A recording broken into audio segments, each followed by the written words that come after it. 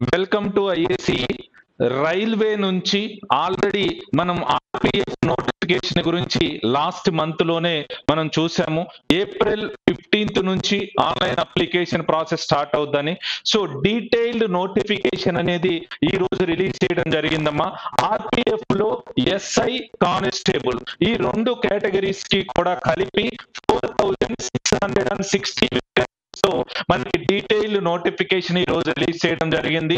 So April 15th నుంచి మనకి మే 14th వరకు కూడా సో అప్లికేషన్స్ అనేది తీసుకోవడం జరుగుతుంది. అయితే ఈ పోస్టుల గురించి కంప్లీట్ డీటెయిల్స్ అనేది మనం ఈ వీడియోలో చూద్దాము. సో ఇక్కడ చూసుకుంటే ఏజ్ ఎలా ఉంటుంది, క్వాలిఫికేషన్ ఏంటి, నెక్స్ట్ వచ్చేసి సాలరీ ఎలా ఉంటుంది, నెక్స్ట్ సెలక్షన్ ప్రొసీజర్ ఎలా ఉంటుంది, సో ఈవెంట్స్ ఎలా ఉంటాయి, లేదు ఫిజికల్ మెజర్మెంట్ టెస్ట్ ఎలా ఉంటాయి, వీటన్నిటి గురించి కూడా ఈ వీడియోలో మనం చూద్దాము. సో ఇక్కడ చూస్తేనమ్మా ఫస్ట్ మనకి వేకెన్సీస్ వచ్చేసరికి మనకి 4660 వేకెన్సీస్. సో అయితే ఈ అప్లికేషన్ డేట్ అనేది మనకి రేపటి నుంచి స్టార్ట్ అవుతుంది. సో 14th మేతో ఎండ్ అయిపోతుంది. అంటే రేపు స్టార్ట్ అయ్యి 14th మేతో మనకి ఎండ్ అయిపోతుంది. కాబట్టి సో జాగ్రత్తగా అప్లై చేసేటప్పుడే మనం మన ఎస్ఎస్సి సర్టిఫికేట్స్ కానీ అవన్నీ దగ్గర పెట్టుకొని మనం ఫస్ట్ లోనే అప్లై చేసుకోవడం అనేది బెటర్ అమ్మా. లాస్ట్ మూమెంట్ వరకు ఉండొద్దు ఎవరు కూడా. సో కాబట్టి ఫస్ట్ నుంచే మీరు అప్లై చేయడం స్టార్ట్ చేయండి. సో రేపు స్టార్ట్ అవుతుంది కాబట్టి అప్లికేషన్ ప్రాసెస్ ఒక 2 days వదిలేసి దాన్ని continue చేయొచ్చమ్మా. Okay right.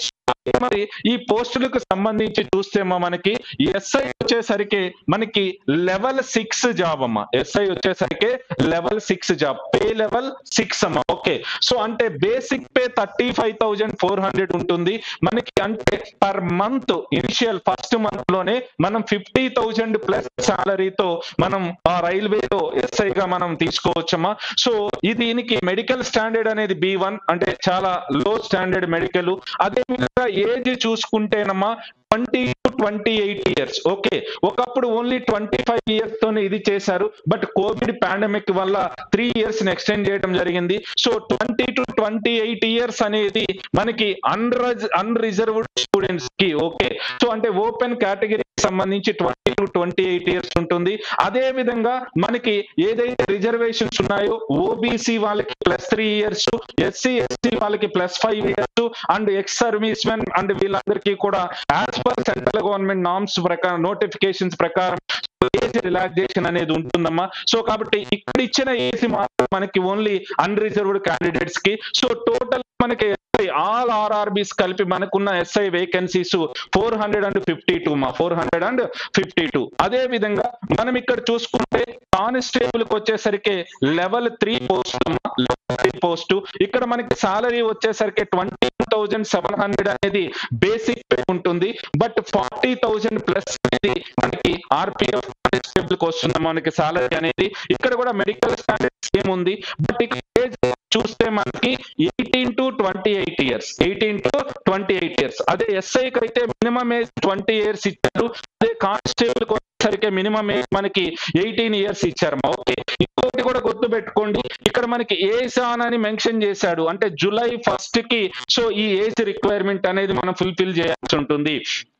So July 1st అనేది మనం ఏజ్ కి కట్ ఆఫ్ గా మనం తీసుకోవాలమ్మా, July 1st, 2024 కి. అయితే కానిస్టేబుల్ అనేది మనకి 4,208 వేకెన్సీస్ అనేవి మనకి ఇవ్వడం జరిగింది. ఓకే. ఎస్ఐ 452 అండ్ కానిస్టేబుల్ 4,208 అంటే టోటల్ గా 4,660 వేకెన్సీస్ అనేది మనకి రిలీజ్ చేయడం జరిగింది. అంటే ఈ ఒక్క టేబుల్ చూసుకుంటే మనకి ఏ లెవెల్లో మనకు ఉన్నది, అదే విధంగా మనకి సో ఏ మెడికల్ స్టాండర్డ్ కావాలి, నెక్స్ట్ వచ్చేసి మనకి ఏజ్ ఏ విధంగా ఉండాలి అనేది కూడా మనకి క్లారిటీ ఇచ్చారు. ఏజ్ ఏ డేట్ అనేది కూడా క్లారిటీ ఇచ్చారు. వన్స్ అగైన్ మళ్ళీ నేను చెప్తూ ఉన్నాను మీకు. సో ఏజ్ అనేది మనకి ఇది అన్రిజర్వ్డ్ ఏజ్. సో ఏదైతే మీ రిజర్వేషన్స్ ఉన్నాయో దానికి మనం యాడ్ చేసుకుంటే సరిపోతుందమ్మా. ఓకే.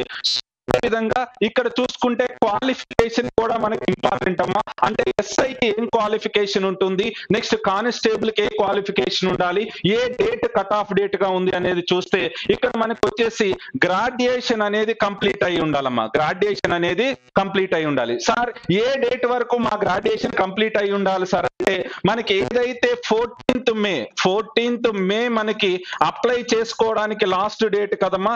సో ఈ డేట్ కల్లా మీ గ్రాడ్యుయేషన్ అనేది కంప్లీట్ అయ్యింటే so you are eligible for SI RPF SI, అది అప్లై చేసుకోవడానికి మన ఎలిజిబిలిటీ వస్తుంది. అదే విధంగా మరి కానిస్టేబుల్ కి ఏం కావాలి సార్ అంటే సో 10th అనేది పాస్ అయి ఉండాలి ఆర్ ఈక్వలెంట్, అంటే 10th ఆర్ ఈక్వలెంట్ అనేది సో మీకు కావాల్సి ఉంటుంది. అది కూడా కంపల్సరీ రికగ్నైజ్డ్ బోర్డు నుంచి ఉండాలమ్మా. ఓకే, ఇక్కడ గ్రాడ్యుయేషన్ కూడా మెన్షన్ చేశారు వాళ్ళు, రికగ్నైజ్డ్ యూనివర్సిటీ అనేది. ఓకే, మీరు ఎప్పుడైనా గుర్తుపెట్టుకోండమ్మా, గ్రాడ్యుయేషన్ ఫ్రమ్ రికగ్నైజ్డ్ యూనివర్సిటీ అంటే అది రెగ్యులర్ అయినా డిస్టెన్స్ అయినా నో ఇష్యూ. సో డిగ్రీ ఉంటే చాలు. సో అది ఏ కట్ ఆఫ్ డేట్ వరకు ఇచ్చారు అనేది మనం మేజర్ గా చూడాల్సి ఉంటుందమ్మా. ఓకే, సో ఇక్కడ మనకి సో 14th మేకి గ్రాడ్యుయేషన్ కంప్లీట్ అయితే మనం ఎలిజిబిలిటీ వచ్చేస్తాము. అదే 14th మేకి మనము 10th పాస్ అయి ఉంటే సో కానిస్టేబుల్ కి ఎలిజిబిలిటీ వస్తారు. ఏజ్ క్రైటీరియా కూడా చూడండి, ఎస్ఐకి 20 years మినిమం ఉండాలి, సో కానిస్టేబుల్ కి 18 years మినిమం ఉండాలి. సో కాబట్టి వీటిని బేస్ చేసుకొని ఎవరు ఎలిజిబుల్ కాదు అనేది మీరు డిసైడ్ చేసుకోవచ్చమ్మా. ఎలిజిబుల్ ఉన్న ప్రతి క్యాండిడేట్ కూడా అప్లై చేయండి. సో అప్లై చేస్తే ఈజీగా మనం రైల్వే జాబ్ ని, అందులో ఆర్పిఎఫ్ ఎస్ఐ కానిస్టేబుల్ అనేది సో సింగిల్ ఎగ్జామ్ తో అయిపోతుందమ్మా. సో కాబట్టి ఈజీగా మనం క్రాక్ చేయొచ్చు. ఓకే, సో ఈ ఎగ్జామ్ అనేది మనకి తెలుగులో కూడా ఉంటుంది, లోకల్ లాంగ్వేజ్ లో కూడా ఉంటుంది. సో నెక్స్ట్ అసలు ఈ రిక్రూట్మెంట్ ప్రాసెస్ ఎలా ఉంది సార్ అంటే సో కంప్లీట్ గా so first computer based test అనేది ఉంటుందమ్మా. సో కంప్యూటర్ బేస్డ్ టెస్ట్ సిబిటీనే ఉంటుంది, ఆఫ్లైన్ ఎగ్జామ్ ఉండదు, సింగిల్ ఎగ్జామ్ ఉంటుంది. సో సింగిల్ ఎగ్జామ్ లో స్కోర్ వచ్చిన దాన్ని బేస్ చేసుకొని నెక్స్ట్ మిమ్మల్ని సెకండ్ అంటే physical efficiency test and physical measurement test పిలుస్తారు. సో అంటే ఎగ్జామ్ రిటర్న్ ఎగ్జామ్ అయిపోయిన తర్వాత మనల్ని physical measurement test as well as physical efficiency test కి పిలుస్తారు. అది క్వాలిఫైయింగ్ నేచర్ మాత్రమే, అది జాగ్రత్తగా గుర్తుపెట్టుకోండి.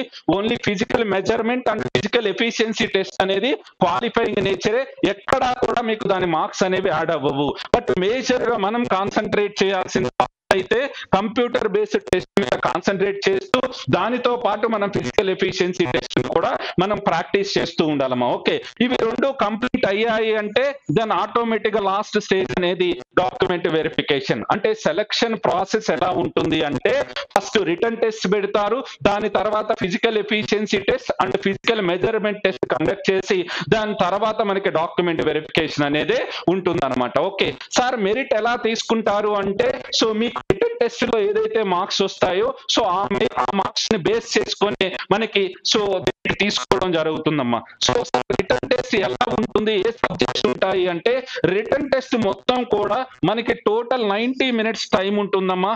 టోటల్ వచ్చి 120 questions ఉంటాయి. 120 questions 90 minutes టైం అనేది మనకి ఇవ్వడం జరుగుతుంది. ఈ 90 minutes లో 120 questions కి మనం ఎన్ని ఆన్సర్ చేయగలమో అంత ఎక్కువ క్వశ్చన్స్ అనేది ఆన్సర్ చేయడానికి మనం టార్గెట్ పెట్టుకోవాలమ్మా.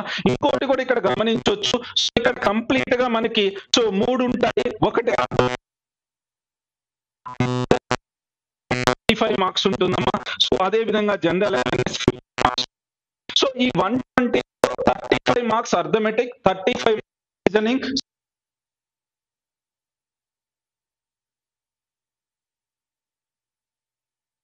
పోతుందా లేదా అంటే టైం 100% సరిపోతుందమ్మా. ఎందుకంటే 50 questions జనరల్ అవేర్నెస్ ఉన్నాయి కాబట్టి అరౌండ్ 20-25 minutes లో కానీ మనం జనరల్ అవేర్నెస్ ని కంప్లీట్ చేసుకోగలిగితే మనకి యాప్టిట్యూడ్ రీజనింగ్ కి ఆ టైం అనేది యూజ్ అవుతుంది. సో కాబట్టి మనకి టైం రైల్వేలో టైం అనేది హ్యాపీగా ఎగ్జామ్స్ లో సరిపోతుందండి.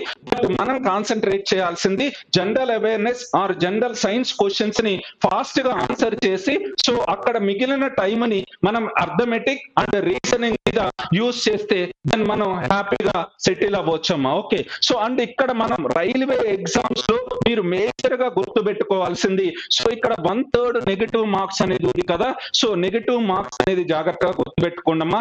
యాక్యురసీ మెయింటైన్ చేయండి, అంటే మీకు ఎంత వరకు తెలుసో అంతగాని మీరు మంచిగా కరెక్ట్ అనేవి మీరు చేశారంటే మంచి యాక్యురసీ మెయింటైన్ చేస్తే చాలు, సో హ్యాపీగా మీరు సెటిల్ అవ్వచ్చు. ఓకే, సో మనకి ఇక్కడ సిలబస్ అనేది చాలా సింపుల్ గా ఉంటుంది, అర్థమెటిక్, రీజనింగ్, జనరల్ అవేర్నెస్. ఇక్కడ మరి కొత్తగా మనం ప్రిపేర్ అయ్యేది ఉందా అంటే, ఇప్పుడు ఏదైతే ఎగ్జామ్స్ కి మనం ప్రిపేర్ అవుతూ ఉంటామో కాంపిటేటివ్ ఎగ్జామ్స్ కి, ఆ కామన్ సబ్జెక్ట్స్ మీకు ఇక్కడ ఇవ్వడం జరిగింది. ఓకే, ఎస్ఐ కి కానిస్టేబుల్ కి ఎగ్జామ్ ప్యాటర్న్ అనేది ఒకే విధంగా ఉంటుందమ్మా, సిలబస్ కూడా ఒకే విధంగా ఉంటుంది.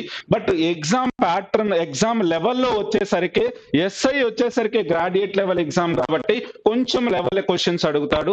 సో అదే కానిస్టేబుల్ వచ్చేసరికి 10th క్లాస్ లెవెల్ కాబట్టి మనకు అడిగే క్వశ్చన్స్ అనేవి కొంచెం లెవెల్ తక్కువ వస్తుంది. But exam pattern same, selection procedure same ఉంటుంది. So next level of difficulty ఒక్కటి మాత్రమే మారుతుంది, సిలబస్ అనేది కూడా సేమ్ ఉంటుందమ్మా. ఓకే, సో ఇది జాగ్రత్తగా గుర్తుపెట్టుకోండి. రిటర్న్ టెస్ట్ లో 120కి మనం బెస్ట్ స్కోర్ చేస్తే నెక్స్ట్ మనం చూడాల్సింది physical efficiency test and physical measurement test. అయితే ఆర్పిఎఫ్ ఎస్ఐకి వచ్చేసరికి సో ఫిజికల్ ఎఫిషియన్సీ టెస్ట్ ఒక విధంగా ఉంటుందమ్మా, కానిస్టేబుల్ కి ఇంకో విధంగా ఉంటుంది. ఓకే, సో ఆ డిఫరెన్సెస్ ఏంటి అనేది ఒకసారి చూద్దాం. ఆర్పిఎఫ్ ఎస్ఐకి వచ్చేసరికి మనకి ఇక్కడ మేల్ క్యాండిడేట్స్ కి వచ్చేసరికి 1600 మీటర్స్ రన్నింగ్ అనేది ఉంటుంది. సో ఈ 1600 మీటర్స్ రన్నింగ్ ని మనం 6 minutes 30 seconds లో కంప్లీట్ చేయాలి. అదే మనకి గర్ల్స్ కి వచ్చేసరికి, ఉమెన్స్ కి వచ్చేసరికి, ఫీమేల్స్ కి వచ్చేసరికి మనకి 4 minutes ఉంటుందమ్మా. 4 minutes లో 800 మీటర్స్ కంప్లీట్ చేయాలి. అదే విధంగా మేల్ క్యాండిడేట్స్ లాంగ్ జంప్ వచ్చి 12 feet అనేది సో లాంగ్ జంప్ ఉంటుంది. అదే ఫీమేల్ క్యాండిడేట్స్ కి అయితే 9 feet ఉంటుంది. సో అదే విధంగా హై జంప్ వచ్చేసరికి 3 feet 9 inch వచ్చి మేల్ క్యాండిడేట్ కి, సో అదే విధంగా 3 feet వచ్చేసి ఫీమేల్ క్యాండిడేట్స్ కి ఉంటుంది. సో ఈ ఫిజికల్ ఎఫిషియన్సీ టెస్ట్ అనేది మీరు జాగ్రత్తగా ఎస్ఐకి గమనించండి. సో ఒక్కసారి ఫిజికల్ ఎఫిషియన్సీ టెస్ట్ అయిపోయింది అంటే దెన్ నెక్స్ట్ డీవీకే ఉంటుందమ్మా. ఓకే, సో ఫిజికల్ మెజర్మెంట్ అనేది, సో దీనికి మనం ఏం చేస్తాం, మెజర్మెంట్స్ తీసుకుంటారు. సో ఆ మెజర్మెంట్స్ అనేది మీరు అప్లై చేసుకునేటప్పుడే ఒకసారి ఈ టేబుల్ ని చూసి మీరు ఎలిజిబులా కాదా అనేది ఒకసారి తీసుకొని డిసైడ్ అవ్వండి. ఓకే, సో ఇక్కడ మనకి చూసేసరికి unreserved, EWS and OBC candidates అయితే మేల్ వచ్చి 165 సెంటీమీటర్స్, ఫీమేల్ 157 ఉండాలమ్మా. సో చెస్ట్ ఎక్స్పాన్షన్ అనేది ఇక్కడ క్లియర్ గా మెన్షన్ చేశారు, ఓన్లీ మేల్ క్యాండిడేట్స్ కే ఉంటుంది. సో అన్ఎక్స్పాండెడ్ వచ్చి 80 సెంటీమీటర్స్ ఉండాలి, ఎక్స్పాండెడ్ వచ్చి 85 ఉండాలి. సో నేను చెప్పింది ఫస్ట్ రో అనేది unreserved candidates, EWS and OBC candidates అమ్మా, OBC candidates. Okay, so next ఎవరైతే ఎస్సీ ఎస్టీ ఉంటారో సో ఆ క్యాండిడేట్స్ కి 160 సెంటీమీటర్స్ అనేది మనకి హైట్ ఉండాలి మేల్ కి, ఫీమేల్ కి అయితే 152 ఉండాలి. సో చెస్ట్ అనేది మనకి మేల్ కి 76.2 ఎక్స్పాండెడ్ అండ్ 81.2 అనేది ఎక్స్పాండెడ్ ఉండాలి. అది కాకుండా నెక్స్ట్ గూర్ఖాస్ అండ్ మార్తాస్ అనేది ఇవి స్పెషల్ కేటగిరీ వాళ్ళు ఉన్నారమ్మా. సో వీళ్ళకి డిఫరెంట్ గా ఉంది. బట్ మనం మేజర్ గా చూసుకోవాల్సింది ఇది, అంటే మీరు ఫస్ట్ నేను ఎలిజిబులా కాదా దీనికంటే ఫస్ట్ మీరు ఈ టేబుల్లో ఫిజికల్ మెజర్మెంట్ అనేది ఒకసారి చెక్ చేసుకోవాలి. అంటే వాళ్ళు ఇచ్చిన హైట్ ఉందా లేదా, మనం ఉన్నామా లేదా, అదే విధంగా చెస్ట్ ఎక్స్పాన్షన్ అనేది మేల్ కి సో ఇచ్చిన విధంగా ఉందా లేదా, మీ కేటగిరీ అనేది చెక్ చేసుకోండి. ఓకే, ఎందుకు అంటే మీరు ఎలిజిబుల్ ఉంటేనే